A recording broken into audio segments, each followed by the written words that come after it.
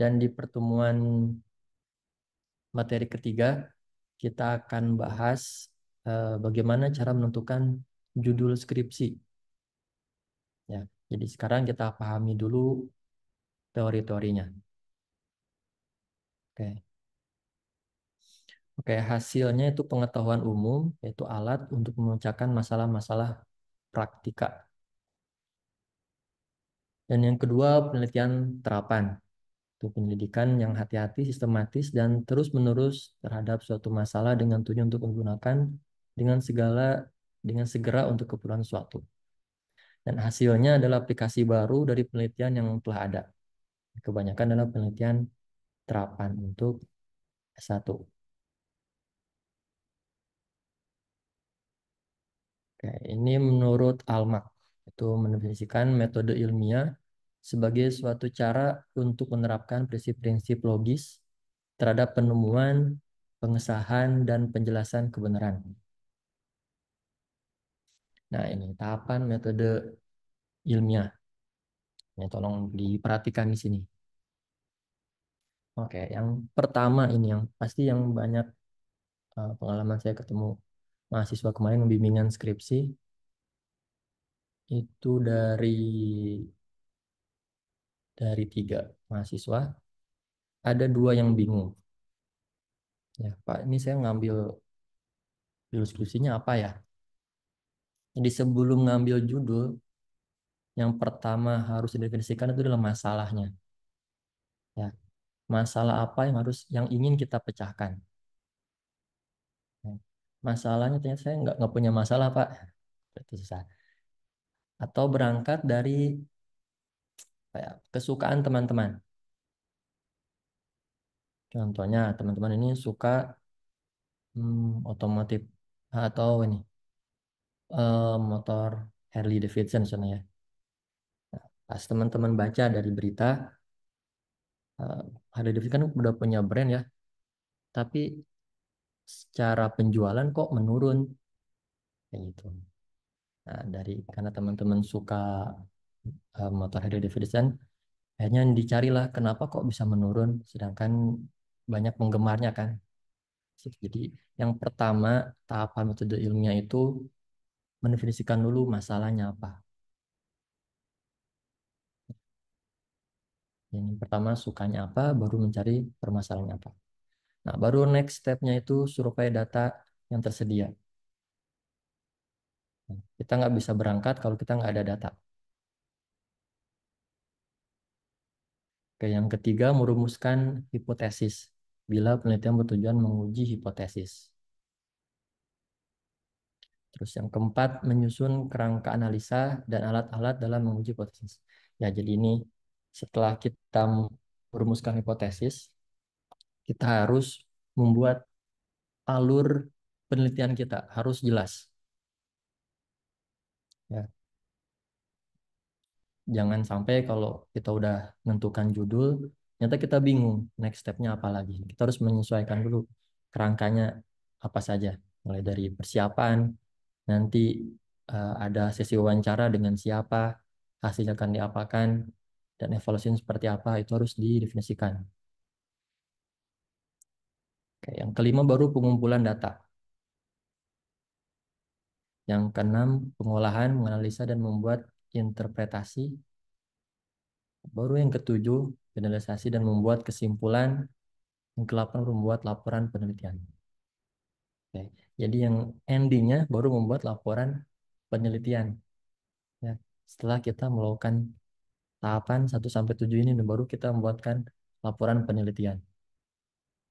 Ya. So, secara simpel ini bisa diringkas kalau teman-teman ini sudah punya produk. Ya. Mungkin teman-teman sudah melewati masa KP. Ya. Ada yang sudah ya, ada yang harus mengulang. Nah, kalau teman-teman belajar yang KP itu, nah, pas teman-teman bikin laporan, apakah produknya sudah jadi atau belum? Nah, kalau belum, pasti repot tuh, ya. Belum produknya belum jadi, tapi harus menyusun laporan. Tapi kalau produknya sudah jadi, itu tinggal menyusun laporan. Ya,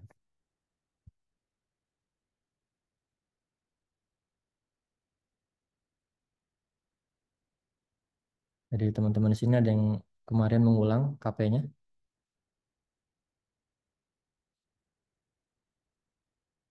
lalu lulus semua. Saya Pak Ah, haba. Kenapa haba? agak telat aja sih Pak. Kayaknya ada kesalahan. Mas. Hmm. Itu berangkatnya karena belum ada produknya atau tinggal menyusun laporannya? Eh, menurut saya sih agak kompleks ini produknya yang saya nggak terlalu fokus gitu Pak. Nah, ya, ya karena belum siapnya produk atau kalau KP bukan produk. Aktivitasnya, kegiatan di KP-nya. Jadi bingung saat membuatkan laporan. Ya, oke, Haba. Oke, kita masuk ke pengelompokan penelitian. Di sini ada 5 kelompok penelitian. Yang pertama itu dari sifatnya, sifat masalah yang dipecahkan. Yang kedua, alat dan teknik yang digunakan. Oke, yang ketiga, tempat penelitian. Dan contohnya penelitian tentang eh, jumlah penjualan. Kalau tadi motor, misalnya mobil di kota A dan di kota B pasti berbeda ya tempat. Cuman kalau dari segi penelitian, tem- bedanya tempat penelitian sangat sangat kontribusi sangat kecil. Terus yang keempat, waktu jangkauan penelitian. Nah, misalnya penelitian A menggunakan eh, data atau masa data itu 2 tahun terakhir. Terus kita misalnya tambah dengan 2 tahun tambahan jadi empat tahun kita gunakan itu akan berbeda datanya. Yang kelima, daerah penelitian. Jadi ada 5 pengelompokan penelitian. Oke, ini metode penelitian.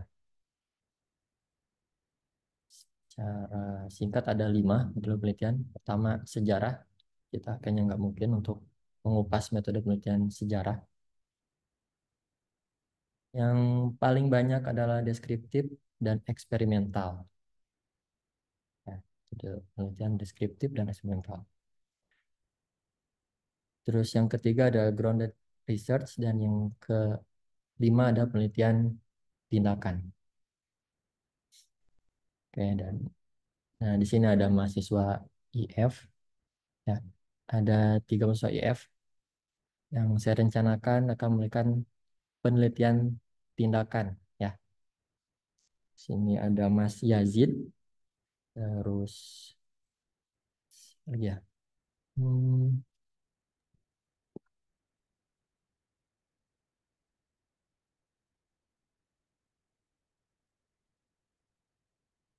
Yazid, terus Faiz, sama Nathan. Kemarin kita udah mau merencanakan penelitian tindakan. Dan saran saya teman-teman sebelum masuk ke semester 8 skripsi itu harus punya satu produk yang mau diangkat di skripsi, ya. Jadi di fokus di semester 8 itu hanya pelaporan saja. Ya, ada yang bingung mungkin di sini, Pak, saya mau ngambil apa ya skripsinya? Atau kalau udah nggak ada yang bingung? Atau ada yang mau lanjut dari KP-nya jadi skripsi?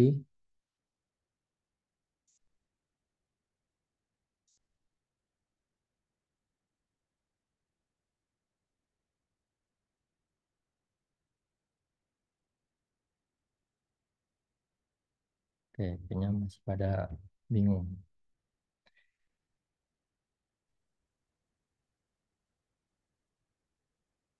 masih ngeblank.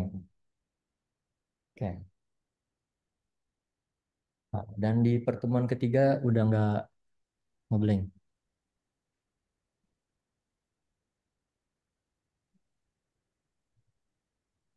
Oke, ada pertanyaan di sini. Abdurrahman Hakim. Kalau unit bisnis bisa jadi skripsi. Unit bisnis apa tuh?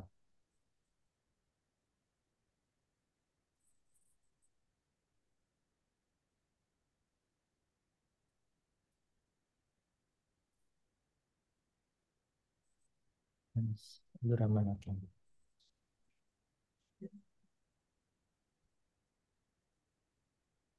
Oke, nah, lanjut ke Rafifa dulu ya. Yang KP belum selesai produk.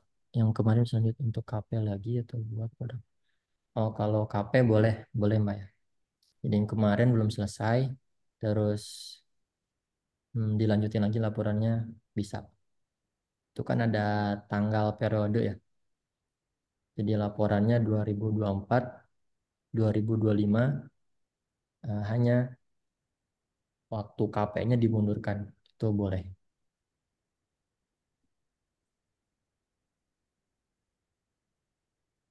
Masih Syam. Saya mau coba pakai dari kampus lalu.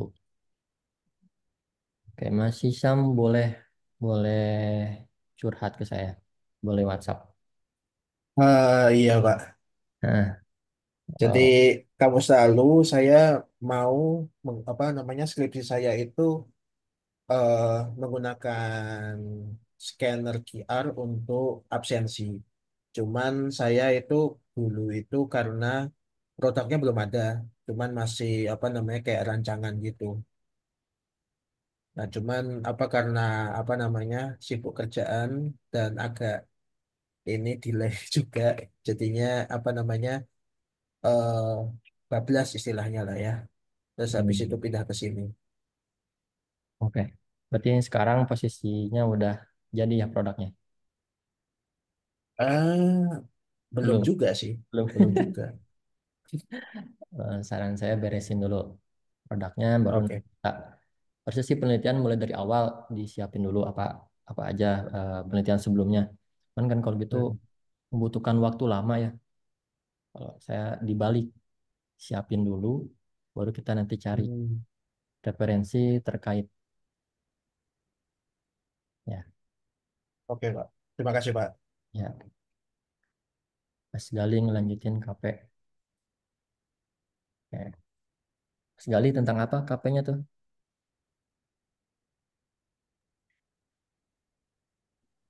Tentang ini Pak, bikin produk sih Pak, aplikasi chatting dengan Laravel untuk jaringan intranet. Oh, oke bagus sih. Tinggal dibuat hmm, penelitian sebelum-sebelumnya tuh ngebahas apa. Terus nanti dari Mas Gali kontribusi terhadap penelitian sebelumnya itu apa?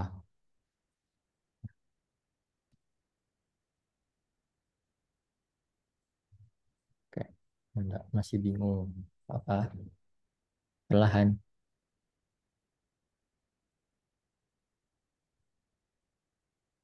KP saya tentang unit bisnis RT RW net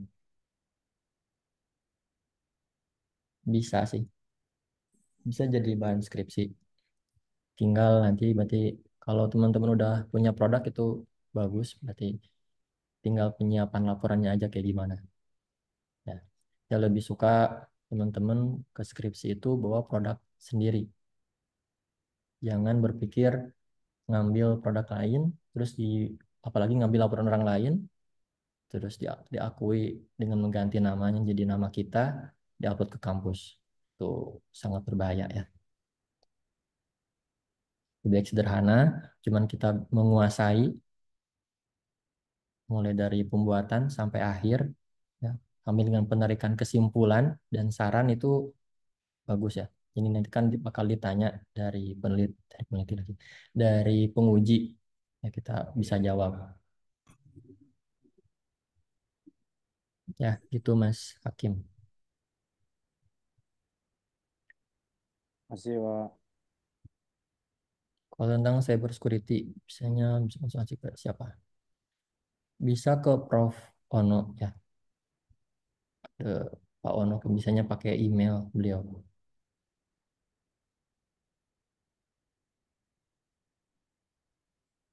Tentang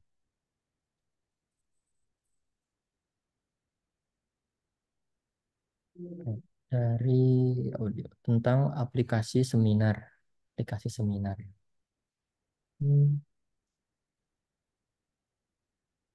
saya nggak tahu sih gimana kompleksnya atau apa.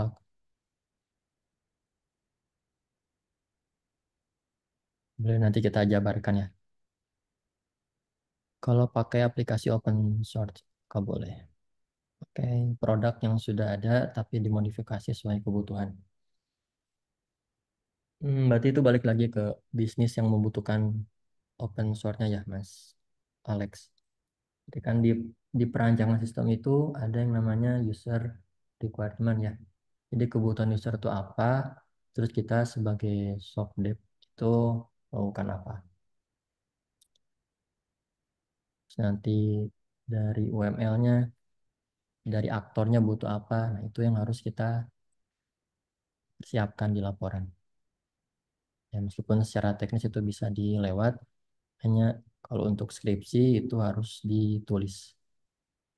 Ya, kita lanjut dulu materinya.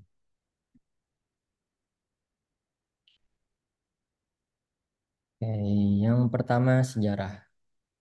Hmm, ini bukan bidang kita sih, apa tapi sekadar informasi aja. Di tujuannya untuk memberikan rekonstruksi masa lampau secara sistematis dengan mengumpulkan, mengevaluasi, menjelaskan, dan mensintesis bukti-bukti untuk menegakkan fakta dan menarik kesimpulan secara tepat. Ini kalau orang-orang yang bergerak di sejarah seperti ini. Kan saja. Nah, ini metode deskriptif. Itu metode penelitian untuk membuat gambaran mengenai kejadian, untuk menggambarkan secara sistematis, faktual, dan akurat mengenai fakta-fakta, sifat-sifat, serta hubungan antar fenomena yang diselidiki. Nah, riset secara deskriptif mencoba memperoleh jawaban atas pertanyaan siapa, apa, kapan, atau bila mana, dan bagaimana. Dan penelitian kerap mendiskusikan suatu subjek dengan menciptakan suatu kelompok masalah, kejadian, dan orang. Dan riset semacam ini menuntut seorang peneliti melakukan pengumpulan data dan menghabiskan waktu untuk observasi atas berbagai kejadian atau karakter. Nah, ini yang kemarin saya kirimkan di minggu kemarin ya. Minggu kemarinnya lagi nih. Yang di narasi ya. Itu Berapa, Pak? riset explanatory. Yaitu ketika riset deskriptif dilanjutkan dengan mencari jawaban atas penjelasan atau suatu fenomena, maka riset tersebut menjadi riset Ya, Pak. explanatory.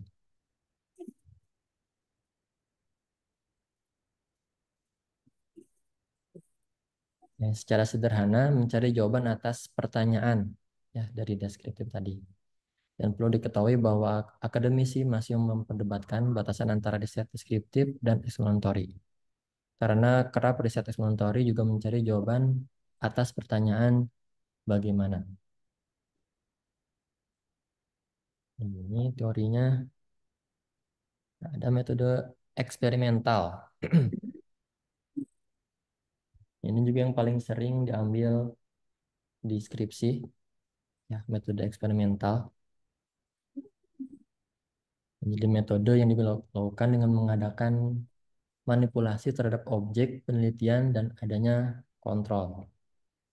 Nah, tujuannya untuk menyelidiki ada tidaknya hubungan sebab akibat dan berapa besar hubungan sebab akibat tersebut dengan cara memberikan perlakuan-perlakuan tertentu dan menyediakan kontrol untuk perbandingan. Nah, metode ini umumnya dilakukan untuk penelitian-penelitian ilmu eksakta atau ilmu natura.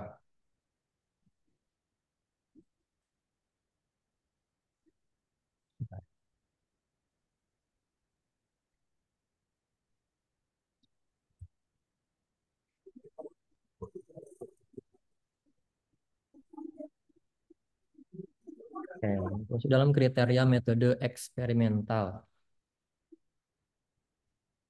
Yang pertama, masalah yang dipilih harus penting dan dapat dipecahkan. Oke, jadi itu ya. Jadi yang pertama, teman-teman harus bisa apa ya, membayangkan ya, kalau apa yang udah teman-teman bikin itu bisa dipecahkan. Ya. Tentu lewat alur penelitian. Jadi pasti tidak ngambang.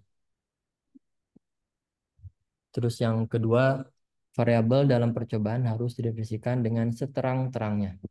Ya harus jelas siapa saja yang terlibat, variabel apa itu harus dideskripsikan. Terus yang ketiga, percobaan harus dilaksanakan dengan desain percobaan yang cocok. Itu saja ya. Terus yang keempat, ketelitian dalam observasi dan ketepatan ukuran sangat diperlukan. Terus yang kelima, metode, material, dan referensi harus dijelaskan. Kemudian yang keenam, analisis dan uji statistik. Dan yang terakhir, interpretasi dan generalisasi. Nah, ini bedanya antara metode deskriptif dan metode eksperimental. Pak, mohon maaf ya Pak, saya baru sempat join Pak, karena lagi masih di jalan Pak. Oh ya, boleh Mas. Oke Pak, Absen baik. Terima kasih ya Pak. presensi aja ya. Oke, yang pertama metode deskriptif itu tidak terdapat kontrol. Ya. Yang kedua, variabel yang teliti tidak dimanipulasi. Jadi real yang ada di lapangan. Ya, itu deskriptif. Nah, kalau eksperimental itu ada kontrol. Kita sebagai peneliti itu membuat alurnya, ya, membuat alur penelitian sendiri. Lalu kita juga memanipulasi terhadap variabel. Dan yang ketiga, objek diatur lebih dahulu untuk diberikan perlakuan-perlakuan. Nah, itu bedanya antara deskriptif dan eksperimental. Lalu yang keempat ada metode grounded research. Ya, metode penelitian yang berdasarkan kepada fakta dan menggunakan analisis perbandingan. Tujuannya untuk mengadakan generalisasi empiris, menerapkan konsep-konsep, membuktikan dan mengembangkan teori.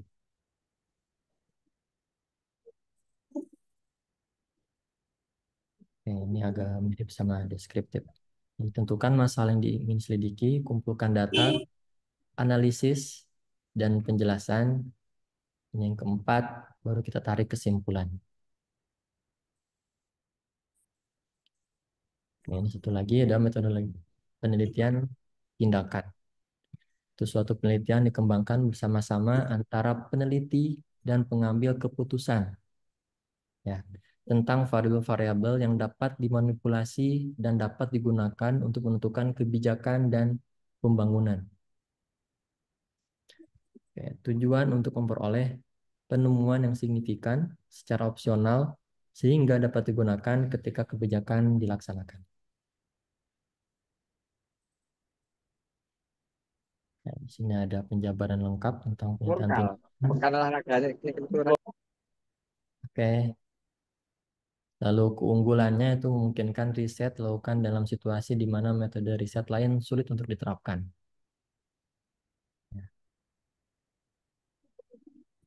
Nah, teman-teman IF yang mau melakukan penelitian tindakan setidaknya ada 8 tahap ya setelah teman-teman turun ke lapangan. Yang pertama itu rumuskan masalah. Terus yang kedua, kumpulkan data teori yang tersedia. Setelah dapat rumusan masalah, kita cari referensi atau penelitian yang setopik. Terus yang ketiga, rumuskan hipotesis. Yang keempat, membuat desain penelitian.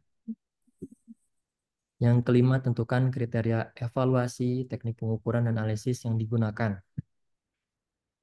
Nah, kalau teman-teman bingung ini dari mana, sebetulnya dengan membaca referensi penelitian sebelumnya kita udah punya kriteria evaluasinya, teknik pengukurannya seperti apa, dan analisis yang digunakan. Dan nanti pun pas di ujian skripsi itu pasti ditanya, evaluasinya kok pakai metode ini, itu juga harus dijawab. Tidak boleh dengan kita menjawab, ya Pak, karena ini yang saya ketahui. Nah, itu nggak bisa ya. Tapi harus berdasarkan penelitian sebelumnya. Nah, kenapa saya menggunakan black box testing? Karena saya membaca dari jurnal A tahun sekian itu menggunakan black box testing dan hasil kepuasan sekian persen. Gitu. Lalu yang keenam, kumpulkan data. Yang ketujuh, analisis. Dan yang kedelapan, interpretasi dan membuat kesimpulan. Oke, dan ini ada slide terakhir sebelum kita masuk ke materi kedua, syarat-syarat percobaan yang baik. Ya. Jadi yang pertama itu percobaan harus bebas dari bias. Ya, harus jelas percobaan kita tuh. Ya, tidak boleh ngambang. Terus yang kedua, percobaan harus mempunyai ukuran terhadap error atau kesalahan. Nah, ini evaluasinya seperti apa. Terus percobaan harus punya ketetapan. Yang keempat, tujuan harus didefinisikan sejelas-jelasnya. Jadi kita tuh bikin rumusan masalah harus jelas. Nanti di pembahasan juga harus membahas rumusan masalah. Dan di kesimpulan itu harus menjawab dari rumusan masalah. Kalau ada 3 rumusan masalah, harus ada 3 kesimpulan juga yang harus kita tarik. Ya, jadi saling keterkaitan. Yang terakhir, percobaan harus punya jangkauan yang cukup.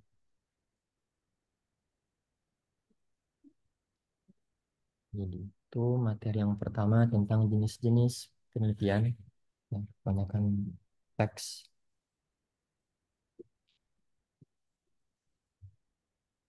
Ada pertanyaan sampai sini?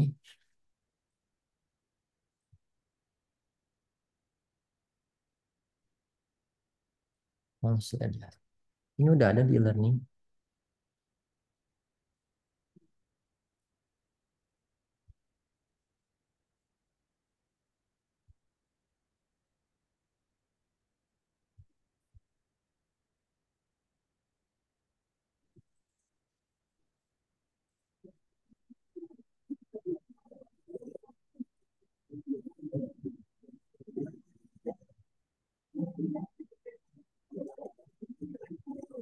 Learning masih di semester 3. Saya coba cek. Oh, masih semester 3. Kita lanjut ya.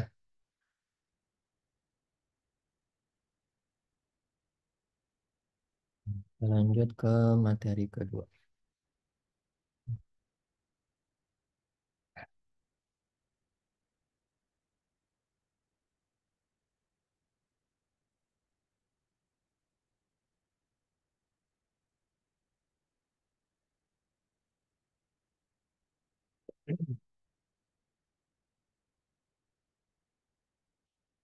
Oke, di materi kedua ini kita akan sama belajar mengenai penelitian kuantitatif dan penelitian kualitatif. Jangan sampai bingung nanti sama penguji ditanya, ini penelitian kuantitatif atau kualitatif? Jangan sampai salah jawab ya. Oke, jadi apa sih itu penelitian kuan sama kual? Nah, kapan kita kalau panggilnya, karena ini ujungnya sama, di kuan atau kual aja ya.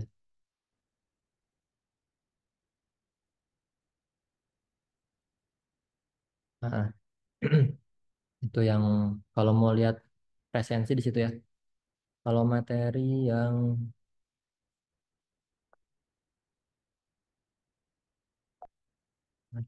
ini.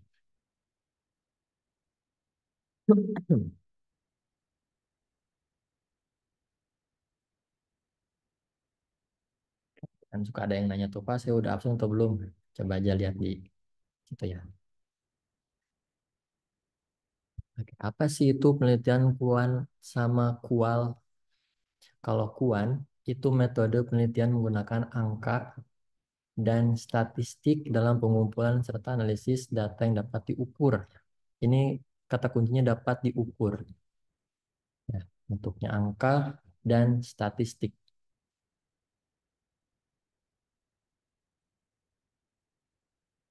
Terus ada lagi yang namanya kual, kualitatif.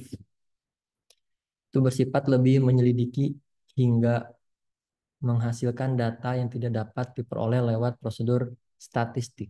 Jadi bukan bentuknya angka. Ya, kita akan eh, kasih satu contoh.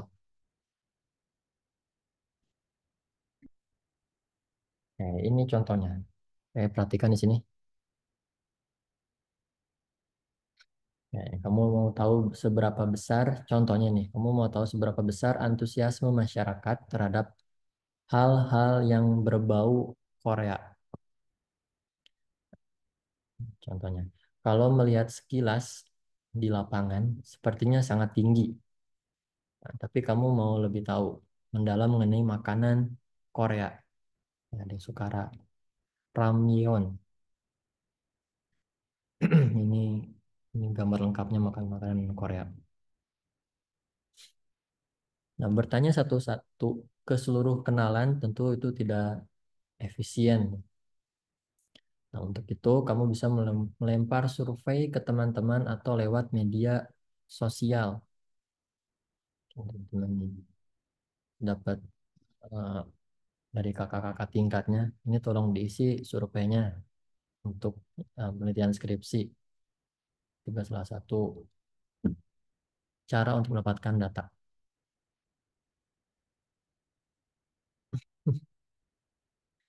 Oke. Nah, kalau surveinya kuantitatif, ya kuan aja ya. Kalau tatif nanti bingung kayak mirip. Kalau surveinya kuan, kamu bisa mendapatkan data berapa tuh, berupa jumlah orang yang suka makanan Korea. Tertarik mencoba, seberapa yakin mereka akan membeli dan lain sebagainya. Ini bisa pakai skala tingkat 1 sampai 5. Kalau satu tidak suka, nah, satu sangat tidak suka, dua tidak suka, tiga suka, empat suka apa ya? Suka sekali ya. Lima sangat suka kayak gitu. Itu kan bentuknya angka. Nanti kita bisa tarik tuh kesimpulannya. Nah, kalau kuan itu berhubungan sama angka yang dapat diukur, yaitu kuan.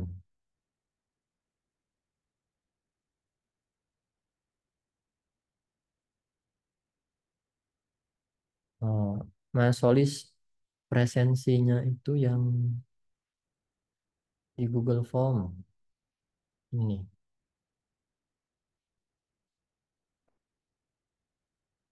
Nah, yaitu. Nah, tapi kalau surveinya kual, kamu bisa tahu ekspresi, ekspektasi bukan ekspresi. Mereka terhadap rasa makanan Korea, restoran Korea favorit, atau pengalaman mereka sebelumnya dengan makanan serupa. Itu kan setiap orang pasti punya rasa atau kesukaan masing-masing.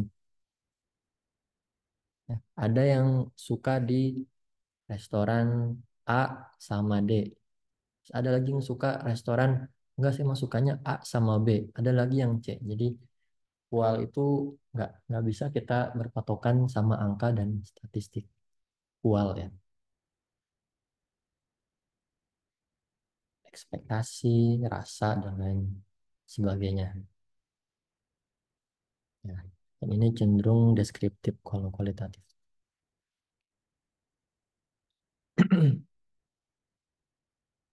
Nah, jadi itu bedanya kuan sama kual. Ada yang masih bingung apa itu kuan sama apa itu kual.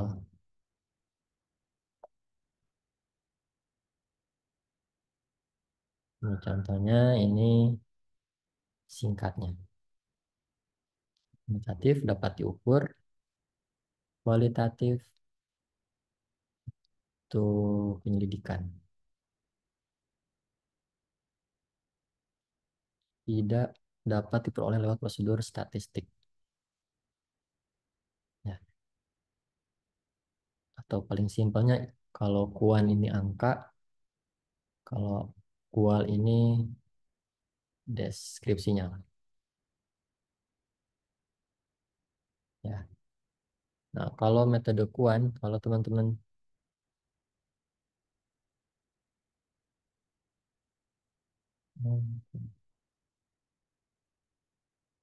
TDI nggak ada ya? Ah, saya masukin ya.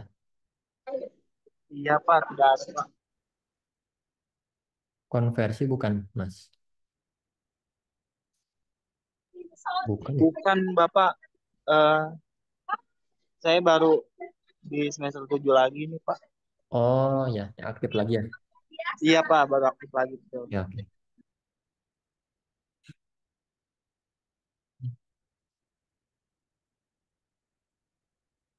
Ya, tambahkan. Baru lupa.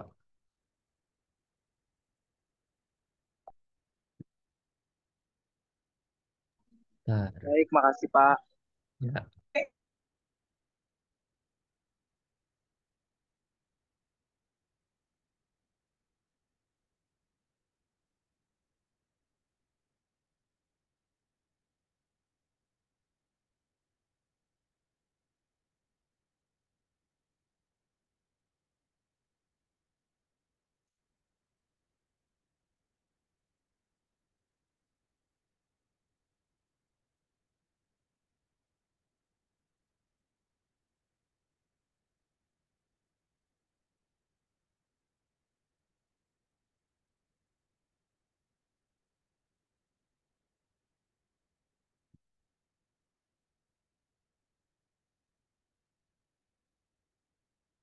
Oke, lanjut.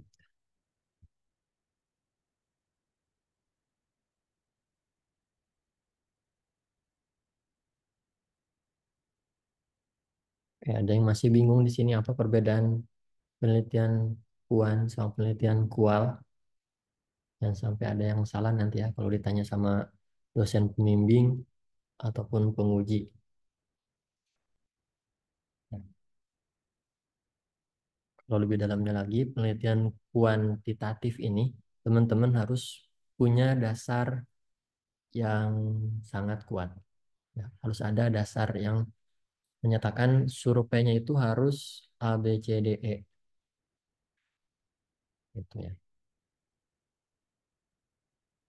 Karena nanti kita mau narik kesimpulan berdasarkan angka dan statistik yang dihasilkan dari pembahasan. Nah, kalau kual ini justru kebalikannya. Ini real di lapangan itu seperti apa?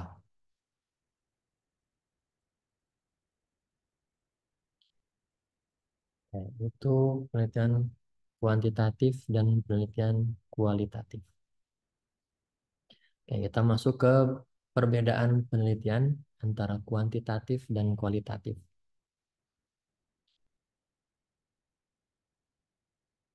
Nah, banyak mahasiswa yang bertanya, Pak, kalau penelitian datanya tentang ini termasuk dalam penelitian kuantitatif atau kualitatif? Ya, apakah itu kuan atau apakah itu kual? Kita bahas satu persatu ya. Yang pertama dari tujuan penelitian dulu. Nah, mulai pertanyaan-pertanyaan kualitatif yang diajukan, peneliti bisa menggunakan data yang terukur secara objektif. Kalau itu kuantitatif ya, terukur secara objektif. Sedangkan kalau kual mendapatkan pemahaman mendalam tentang suatu fenomena melalui analisis naratif dan deskriptif, ya, yang digali detail.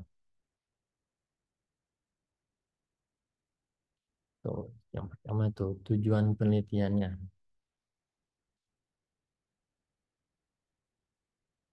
Yang kedua dari metode penelitian. Nah, kalau metode penelitian kuantitatif mengumpulkan data yang terstruktur melalui instrumen pengukuran seperti kuesioner dan observasi sistematis. Dan data yang dikumpulkan kemudian dianalisis menggunakan metode statistik untuk menghasilkan angka-angka dan generalisasi. Itu kuantitatif, dan sementara penelitian kualitatif melibatkan pengumpulan data yang tidak terstruktur melalui wawancara, observasi partisipatif, atau analisis dokumen. Nah, peneliti bebas mengembangkan pertanyaan untuk mendapatkan informasi sedetail mungkin selama proses berlangsung. Data ini kemudian dianalisis untuk menghasilkan temuan tematik dan pemahaman mendalam. Jadi ini deskriptif. Kemudian yang ketiga, cara memandang fakta. Nah, jika kualitatif melihat fakta berdasarkan data yang terkumpul, ya jelas ya karena angka. Sedangkan kualitatif menggabungkan fakta pada pemahaman subjektif peneliti. Nah, ketika berurusan dengan informasi kualitatif, banyak hal-hal yang tak akan bisa kamu ukur secara statistik. Misalnya perasaan manusia. Berbeda dengan data kuan yang pasti hitam dan putihnya. Angkanya kalau tadi yang survei itu ke skala Likert ya. Apakah menurut survei tidak puas? 1, 2, atau ketiga, 4, atau 5. Nah, jadi hitam dan putihnya jelas. Terus apa yang ditemukan biasanya dinyatakan secara universal seperti tingkat persentase.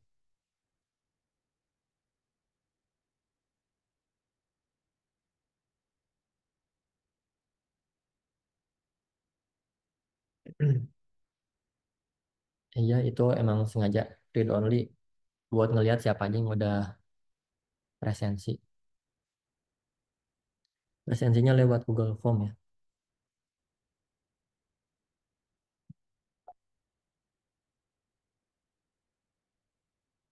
Ya, yang keempat, subjek penelitian. Untuk metode kualitatif, subjek penelitiannya disebut responden karena merespon pertanyaan survei dengan memberikan informasi.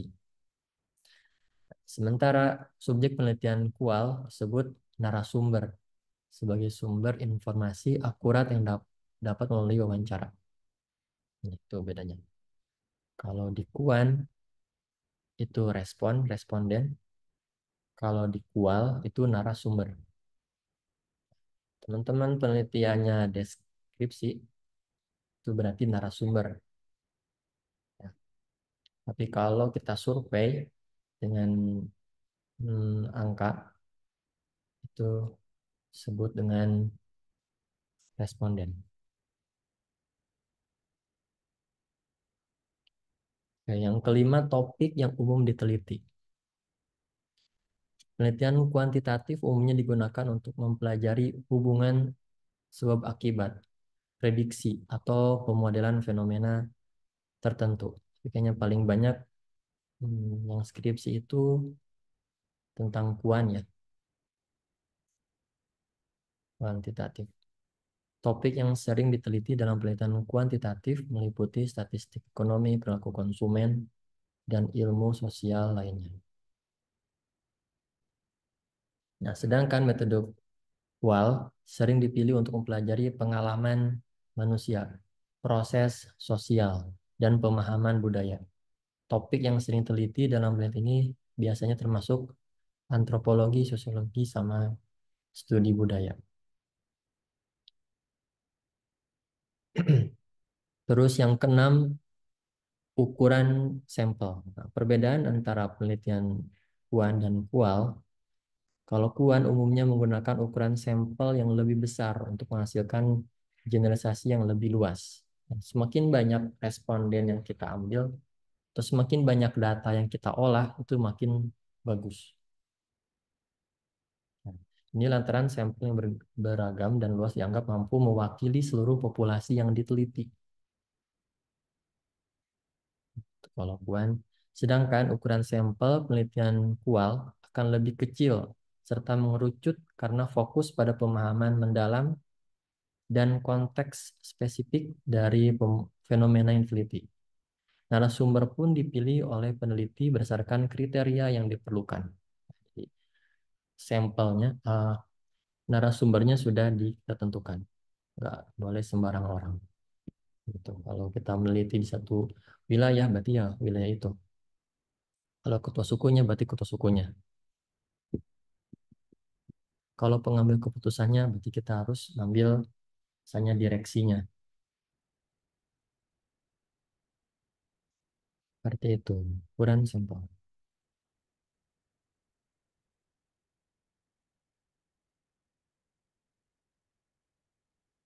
Dan ini slide terakhir, format pertanyaan.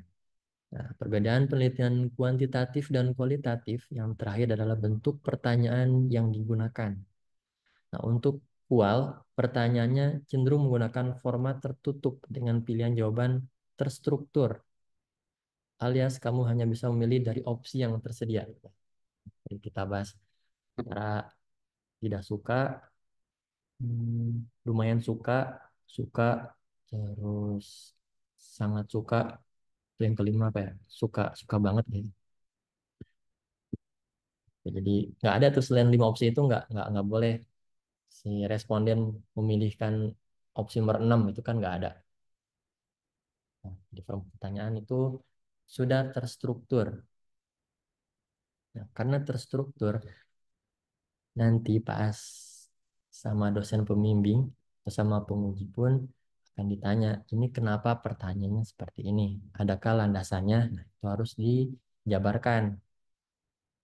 Nah, jangan sampai ya karena saya pengen aja pertanyaan kayak gini. Itu nggak bisa ya. Kalau gimana kalau ternyata di penelitian sebelumnya belum ada pertanyaannya yang ingin saya tanyakan. Berarti peneliti bisa bertanya kepada pengambil keputusannya atau direksinya. Kira-kira yang ingin diharapkan dari perusahaan itu apa? Nanti dimasukkan ke dalam pertanyaan. Itu cukup menjadi dasar penelitian. Cukup menjadi dasar kita mengambil responden. Ya. Nah, sedangkan kualitatif menggunakan format pertanyaan terbuka, di mana kamu bebas menjawab. Sebagai subjek penelitian, kamu punya ruang untuk menangani secara mendalam dan rinci. Nah, biasanya akan dipakai kata jelaskan, mengapa, atau bagaimana pendapat Anda dalam pertanyaannya. Oke, mudah-mudahan paham apa perbedaan antara penelitian kuantitatif dan kualitatif. Ya, jangan sampai terbalik. Ada pertanyaan sampai sini, teman-teman?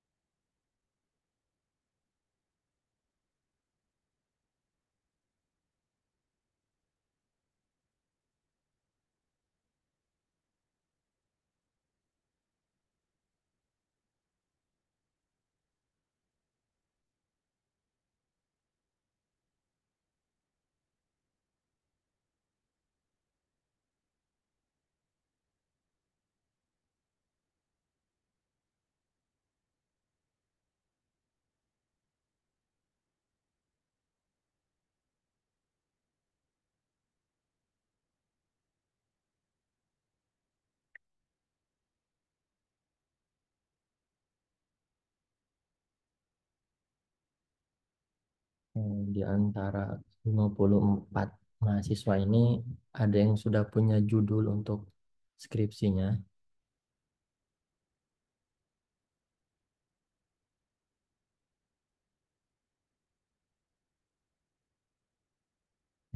pertanyaan dari Mas Farhan. Kalau mau konsultasi ide permasalahan secara general atau basic, bisa konsultasi dengan siapa? Itu bisa sama dosen terkait. Kan Mas Farhan pernah diajar sama beberapa dosen kan? Atau Mas Farhan misalnya nyaman sama Pak Bambang, boleh. Kalau sama saya boleh. Sama Pak Ono juga boleh. Cuman kalau sama Pak Ono harus via email. Jadi masih dalam tataran apakah ide tersebut bisa maju sebagai judul skripsi atau tidak. Belum spesifik ke bidang tertentu. Misalnya mobile web aplikasi yang security. Boleh sama saya Mas. Saya terbuka. Mau di jam kuliah, mau di luar jam kuliah, silakan. Cuman kalau sehari misalnya saya nggak jawab, besoknya tolong ingatkan. Misalnya itu ketumpuk chattingnya.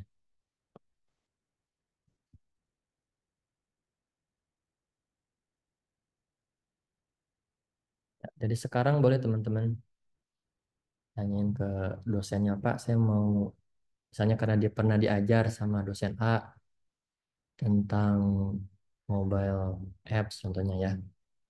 Pak, kira-kira kalau judul ini atau saya ngambil topik ini bagus nggak ya buat diambil skripsi, dijadiin skripsi, atau ada nggak sih Pak referensi yang terkait? Silakan. Mungkin teman-teman persiapannya sebelum semester 8 makin matang juga itu sangat memudahkan gitu, teman-teman. Bikin laporan jadi tinggal nulis doang ya, nggak harus otak-atik lagi produknya.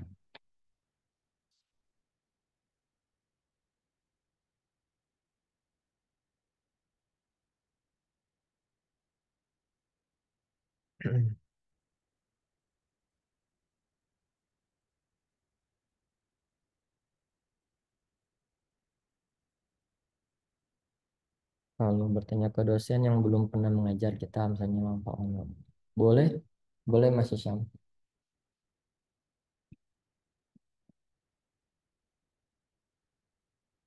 Beliau sangat, saya sangat terbuka, apalagi sama mahasiswa ITTS.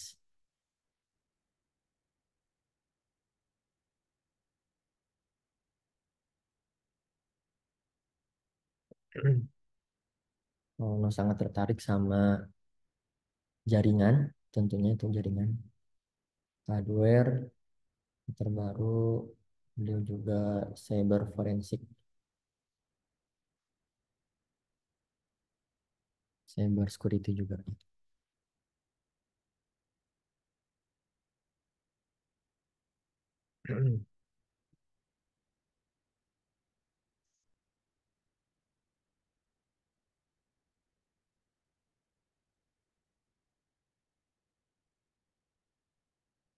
Kalau mau tanya ke saya misalnya Pak, saya punya topik ini, kira-kira dosen yang bisa bantu saya mengembangkan topik ini siapa ya Pak?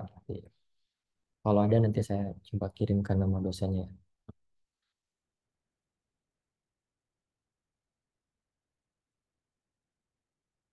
Oke, ini sedikit untuk materi minggu depan. Tuh kita akan mencoba mencari judul skripsi terbaik untuk teman-teman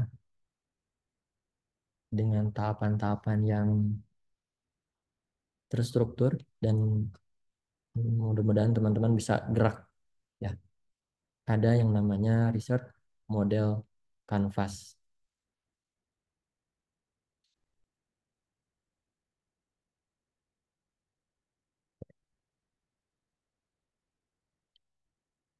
Oke, ini untuk minggu depan untuk menentukan judul skripsi.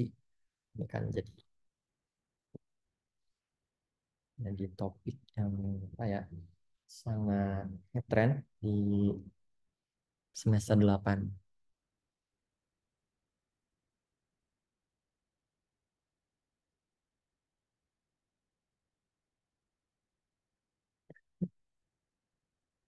Oke,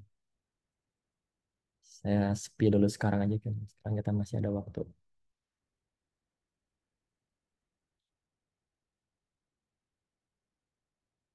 Oke.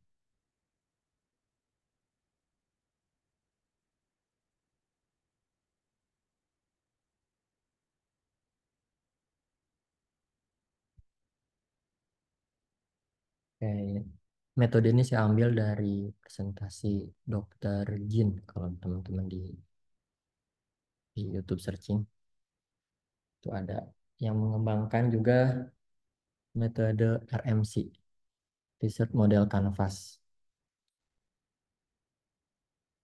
Oke, jadi sebelum penyusunan proposal atau penyusunan skripsi, itu kita awali dengan diskusi ide dulu. Ya, idenya dulu. Jangan langsung ke sini dulu ya. Tapi diskusi idenya dulu. Nah, idenya muncul dari mana? Yang pertama, menurut mahasiswa atau menurut ketertarikan mahasiswa yang asik itu di bidang apa sih? Ada yang cyber security, boleh. Nah, yang hobinya di data science, boleh. Machine learning, boleh. Yang penting kita suka dulu dengan satu topik itu. Ya. Jangan sampai dosennya memberikan topik A, ternyata mahasiswanya tidak mau. Kalau gitu jadi setengah-setengah ya. Jadi yang pertama dari ketertarikan mahasiswa dulu. Sesuai dengan minatnya. Nah, lalu kita masuk ke step yang kedua, yaitu membuat desainnya. Nah, mereka-reka. Objeknya apa? Metodenya apa? Variabelnya berapa? Populasinya berapa? Sampel yang kita ambilnya berapa? Dan analisa yang kita gunakan itu gunakan analisa apa? Dari situ baru kita masuk ke judul skripsi. Nanti ada yang lebih lengkap lagi. Ini garis besarnya aja. Nah, kalau dua tahap ini udah kita lewati di penyusunan proposal, itu hanya kita menjalankan sesuai dengan desain yang kita buat. Terus tinggal menyambung kalimat yang sesuai. Enteng ya, kalau kita udah punya ide, terus memang kita suka di topik itu,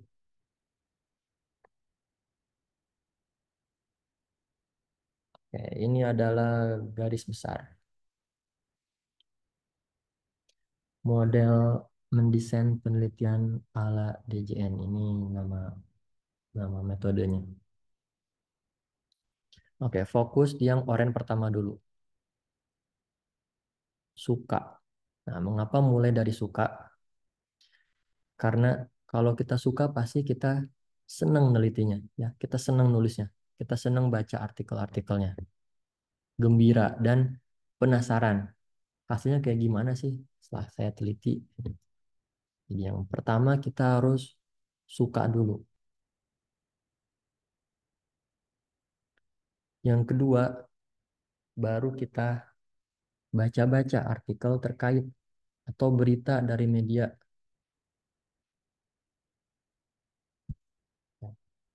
Bacanya mau dari artikel, mau dari buku, dari skripsi, dari tesis, bahkan dari disertasi pun boleh. Karena kita, ini kunci pertama, kita udah suka di satu topik ini. Selanjutnya, kita cari gapnya, temu. Riset gap yang ditemukan. Keanehan harusnya gini, tetapi kok gitu. Ini contoh yang tadi saya bahas, yang penjualan motor. Misalnya motornya secara brand bagus. Ya, secara peminatan juga banyak yang suka.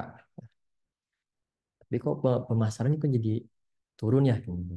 Dari misalnya dari 3 tahun terakhir, kok di tahun ketiga ini turunnya jauh. Kita bisa teliti itu di situ. apa yang menyebabkan penjualan motor ini turun. Terus yang keempat, yakin. Ya, kembali ke permasalahan yang akan kamu angkat dengan problem statement.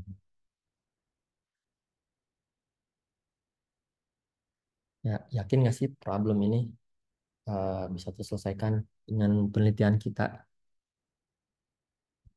Kemudian cek, nah ini yang penting. Apakah masalah ini sesuai dengan prodi kamu, ya, dengan prodi mahasiswa? Jangan sampai misalnya teknologi informasi cuman membahas tentang kedokteran. Tapi kalau dikombinasi dengan teknologi informasi justru bagus ya. Tapi kalau kita membahas hanya masalah kedokteran itu kurang pas ya. Jadi cek karena kita prodi teknologi atau fakultas ilmu komputer, berarti disitulah kita berkecimpungnya. Nah, sampai kita hanya problemnya ada di pemasaran aja, kan bukan fokus kita. Tapi kalau dengan problem pemasaran ditambahkan dengan machine learning itu udah cukup ya. Terus yang selanjutnya yang keenam, perkuat data. Yaitu data fenomena hal-hal yang mempengaruhi masalah.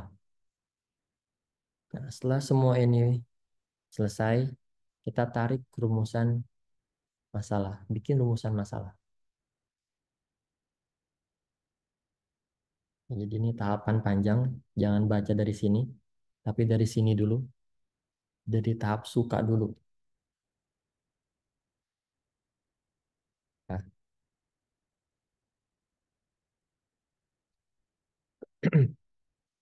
nah, terus setelah ini kita lewati semua, baru kita punya yang namanya judul sementara.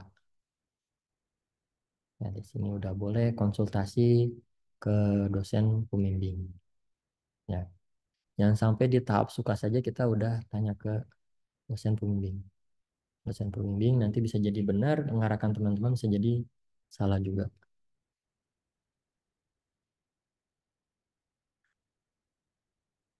Setelah tahapan judul sementara selesai, kita masuk ke metode. Metode yang dipakai, apakah kuanti ataukah kuali? Kuan atau kual? Ataukah mix? Cuman kalau mix ini terlalu ya, terlalu sulit. Cukup dengan kuantitatif atau kualitatif metodenya.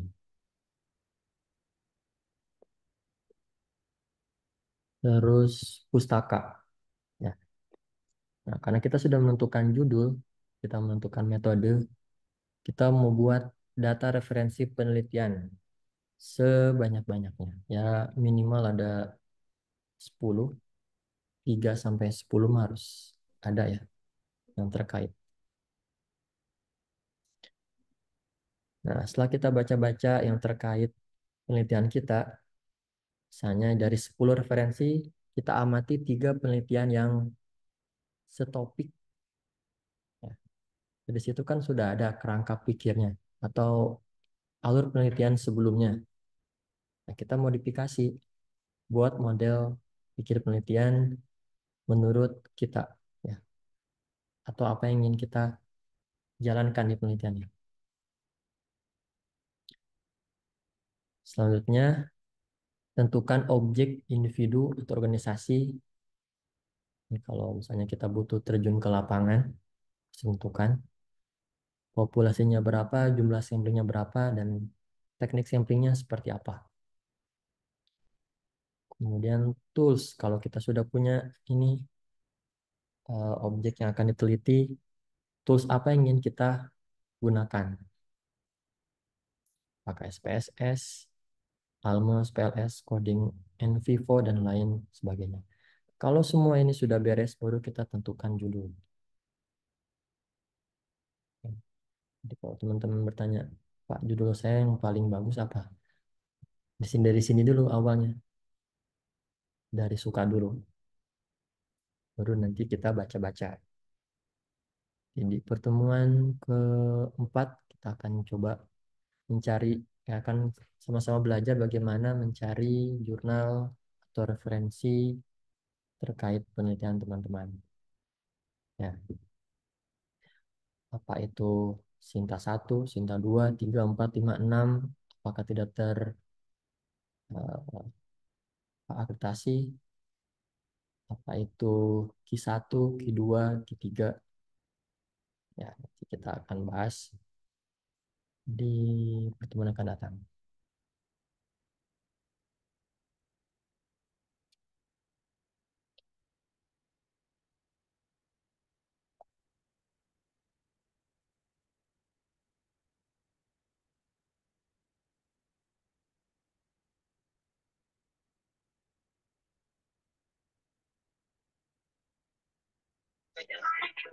Ya, nanti kita lanjutkan ceritanya di pertemuan depan.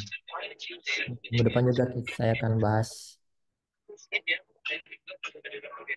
template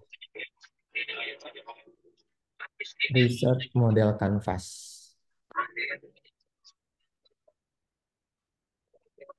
Sebelum menentukan judul skripsi, topik apa masalahnya, nanti kita akan bahas di minggu depan.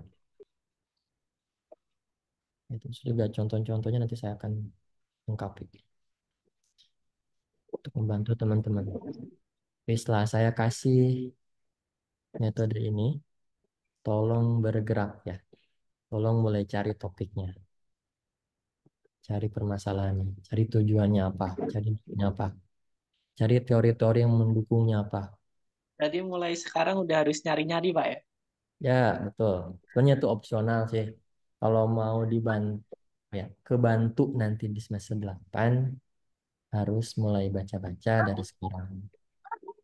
Bapak kalau mencari-nyari mulai dari sekarang nantinya disuruh ganti judul gitu atau ganti riset-riset lain gitu, gimana, Pak?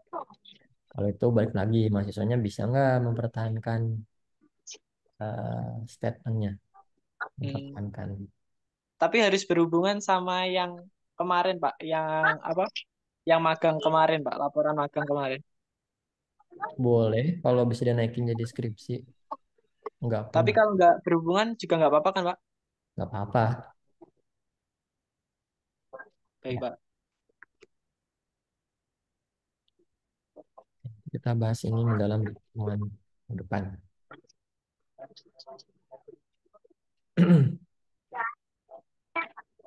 Hmm. Maaf, Pak, tadi saya belum absen. Oh, opsinya di Google Form, Mas. Oke, Pak. Untuk Oke. linknya di-share di mana, Pak? Kalau boleh tahu. Nah, ini nih. Nah, itu. Ya, pertanyaan dari Mas Gali. Semisal diganti dengan publikasi jurnal, minimal terindeks berapa? Kata sebelumnya sepertinya Sinta 5. Ya, Sinta 5 sudah bisa. Cuman Sinta 5 nilainya masih B. Itu kebijakan akademik semester kemarin seperti itu. Sinta 4, 5, 6 itu nilainya B. Meskipun nanti tetap diuji lagi. Ya, sama Sinta 1, 2, 3 juga diuji. Yang membedakan jalur publikasi sama jalur skripsi biasa, tebal sama tipisnya laporan.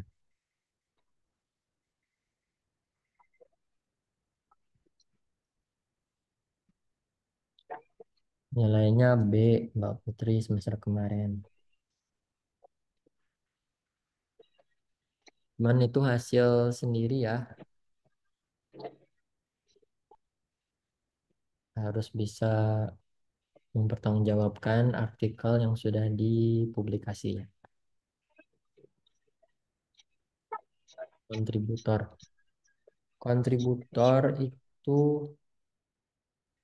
kemarin kayaknya 3. Tapi yang pertama itu harus mahasiswa. Penulis pertama harus mahasiswa. Terus kedua baru dosen pembimbingnya. Ya, kalau dosen pembimbingnya ada dua, boleh dua dosen pembimbing.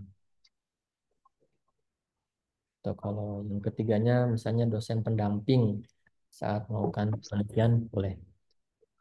Yang poin penting itu teman-teman harus jadi penulis pertama. Ya,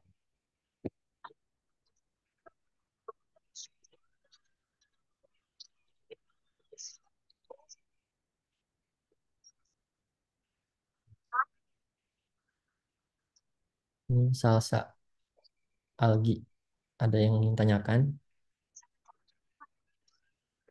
Izin Pak, saya mau tanya Pak. Ya, boleh.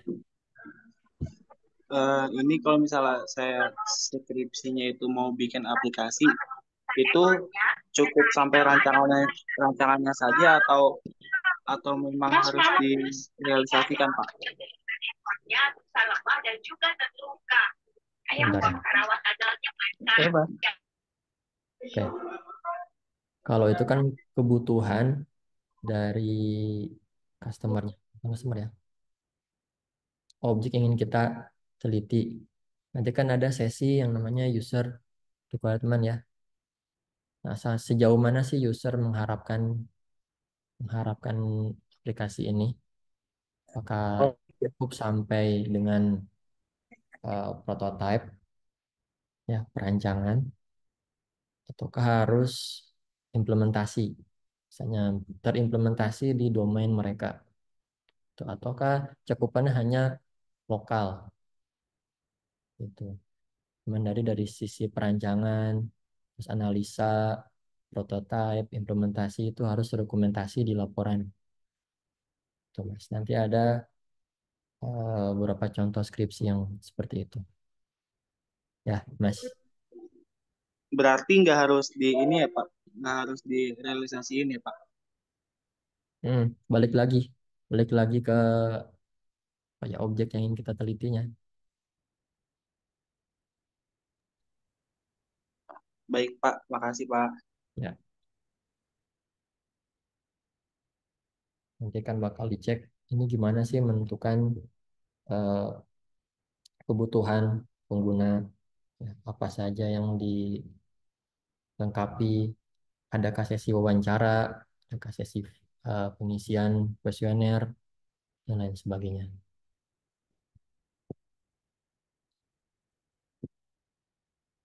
Oke, saya rasa cukup ya untuk pertemuan hari ini. Sampai jumpa di Baik, pertemuan depan tentang pembahasan judul skripsi. Terima kasih atas perhatiannya. Saya cukup pertemuan ini. Assalamualaikum warahmatullahi wabarakatuh. Selamat malam. Waalaikumsalam warahmatullahi Waalaikumsalam wabarakatuh. warahmatullahi wabarakatuh. Terima Makasih kasih, Pak. Pak. Terima kasih, Pak.